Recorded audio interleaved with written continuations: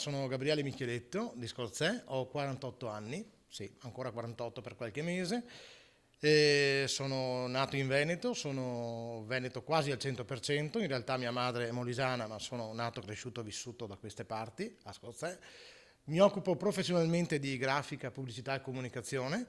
Sono amministratore pubblico da 11-12 anni, grosso modo, come consigliere comunale nel mio comune e ho ricoperto, chiedo scusa, la carica di presidente del Consiglio Comunale per 5 anni, sempre a Scorzè, e gli obiettivi di questa legislatura mi auguro siano quelli di risolvere una serie di problemi del territorio veneto, in particolare problemi di tipo idrogeologico, per quanto riguarda in particolare il mio territorio, e problemi legati alla sanità.